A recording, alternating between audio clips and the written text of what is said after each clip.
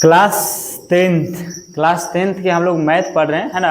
Math में प्रश्नावली कितना है 4.3 4.3 के पहला क्वेश्चन के तीसरा है। देखिए क्वेश्चन बोलता है कि यदि निम्नलिखित द्विघात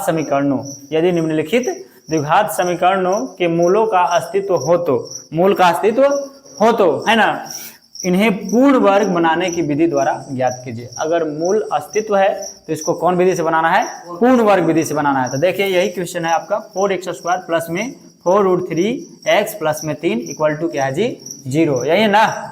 चलिए सबसे पहले आप यहाँ पे कहेंगे हल, क्या कहेंगे जी हल।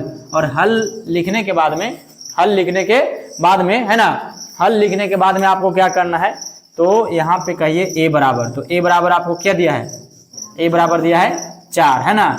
और अगर आपसे पूछे कि b बराबर, तो b बराबर क्या है 4√3, है ना।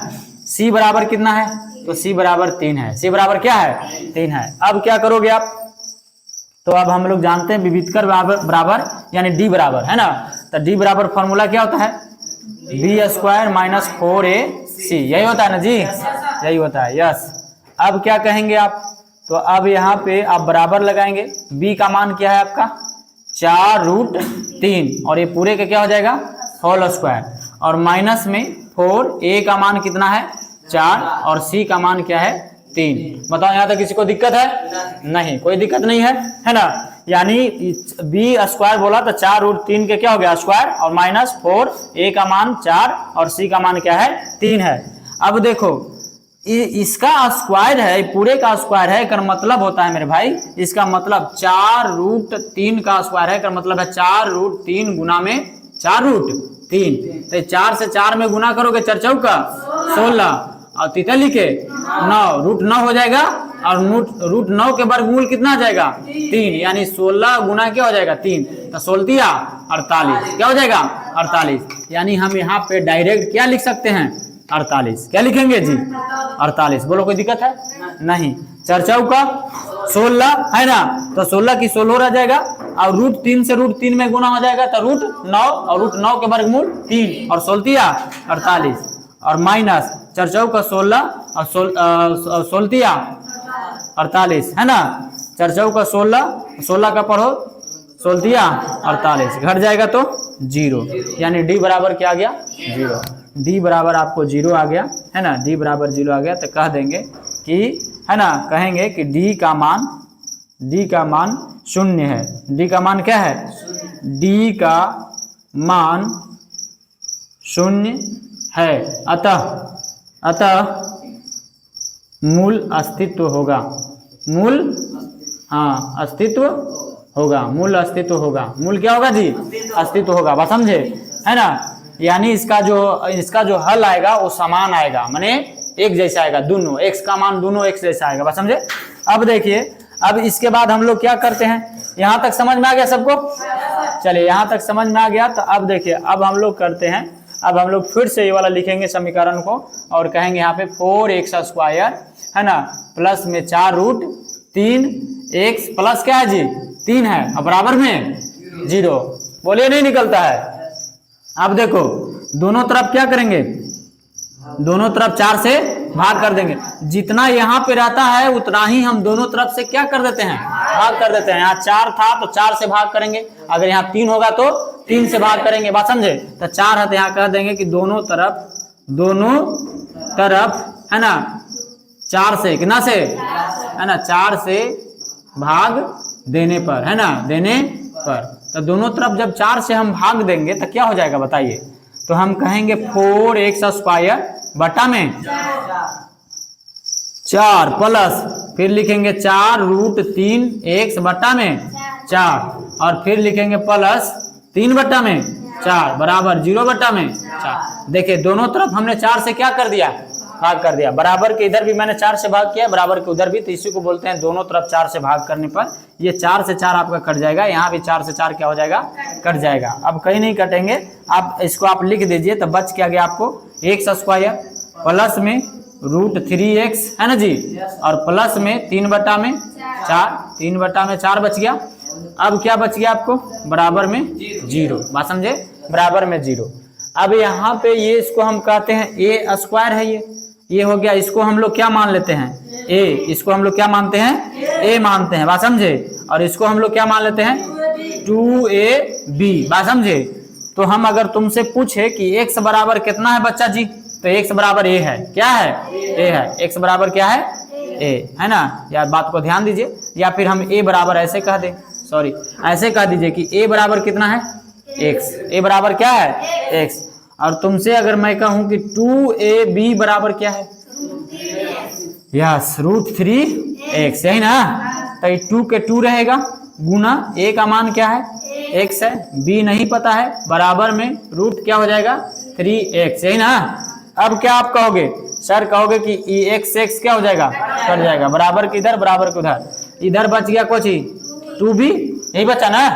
तो 2b बराबर क्या हो जाएगा जी, तो 2b बराबर हो जाएगा √3, यही होगा ना। 2b बराबर क्या हो जाएगा √3, कोई दिक्कत नहीं। इधर 2 से b में गुना होगा तो 2b, और इधर बच गया आपका कितना √3, कोई दिक्कत है जी नहीं। अब इसको यहीं पर लिख लेते हैं हम, तो कहेंगे b बराबर, तो √3 कहाँ जाएगा ऊपर, और 2 कहाँ जाएगा नीचे, यानी b बराबर क्या गया √3/2। अब इसको एक बार प्लस में रखेंगे और एक बार माइनस में रखेंगे, बात समझे। तो आइए अब यहाँ पे हम कहेंगे कि b का मान, कोची के मान जी, हाँ यहाँ पे हम कहेंगे कि b का मान, यहाँ से चलते हैं, देखिए लिखेंगे कि b का मान है ना, b का मान, इसको मान लीजिए आप यहाँ पे समीकरण फर्स्ट, तो कह दो कि समीकरण फर्स्ट में है ना, समीकरण फर्स्ट में b का मान, समीकरण फर्स्ट में b का मान समीकरण फर्स्ट में एक बार प्लस है ना, तथा है ना, एक बार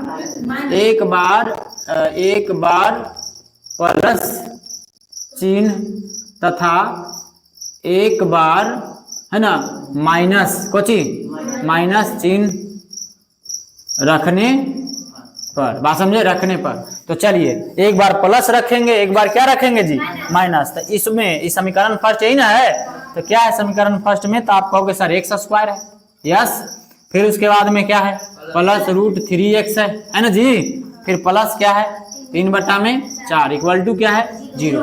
अब इसी में एक बार क्या रखना है प्लस में और एक बार माइनस में b का मान। तो देखिए x² की x² प्लस √3x होगा जी, और यहाँ प्लस है तो प्लस लिखिए, नहीं सॉरी एक बार इसको प्लस में लिखना है, यानी √3/2, एक बार प्लस में हो गया, अब एक बार कुछ में होगा माइनस में √3/2, और फिर एगो ये वाला प्लस 3/4 इक्वल टू कोची 0। यहाँ तो कोई दिक्कत नहीं, कोई दिक्कत नहीं है।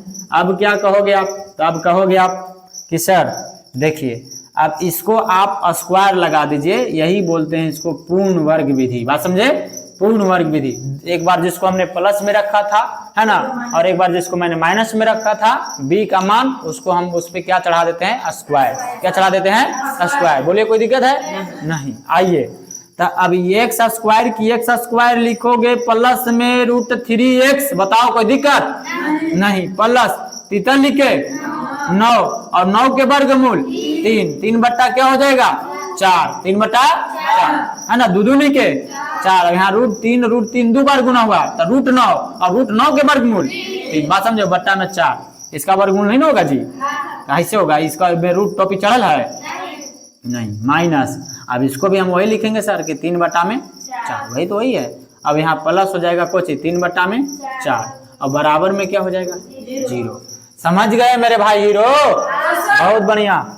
आइए तो यहाँ पे देखते हैं हम लोग, ये हो जाता है आपका, ये हो गया a² प्लस में 2ab और प्लस में b²। तो इसको हम एक बार लिख लेते हैं, यानी x² प्लस में √3x है ना जी, और प्लस क्या हो जाएगा 3/4 बराबर, इधर का हो तो ई है कौची में, इधर माइनस में, बराबर को उधर जाएगा तो प्लस में, यानी 3/4, इधर ही कोची में है माइनस में, बराबर को उधर जाएगा तो माइनस में हो जाएगा ना, यानी 3/4 है ना।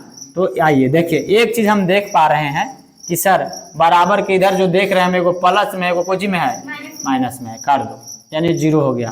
तो बच गया क्या इधर, तो x², इसको भी आप कह दो ना, a square plus 2ab plus b square, यानी x प्लस है ना 3/4 के क्या हो जाएगा होल स्क्वायर, क्या हो जाएगा होल स्क्वायर। बात समझे, यानी a square plus 2ab plus b square पर है। बात समझे, तो ए के जगह पर कितना है x और b के जगह पर क्या है 3/4, तो x प्लस 3/4 के होल स्क्वायर और बराबर में 0, बराबर में क्या बच गया 0। बात समझे।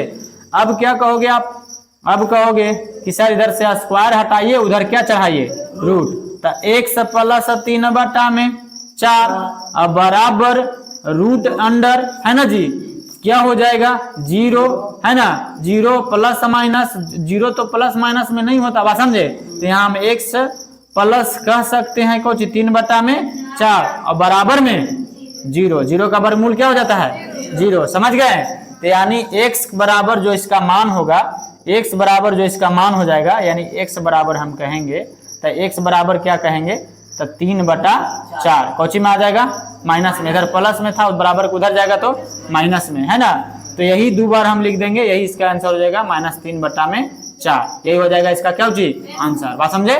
चलिए तो ज्ञात कर लेते हैं मूलों का, कि मूलों का अस्तित्व है कि नहीं है। बात समझे। आइए हम इसको बनाते हैं, तो यहाँ पे कहेंगे डायरेक्ट लिखेंगे हल, हल में कहेंगे मेरे भाई a बराबर, तो a बराबर कितना है 2, b बराबर कितना है हाँ 1 है ना जी, और c बराबर क्या है 4 है। बोलो कोई दिक्कत है नहीं, कोई दिक्कत नहीं।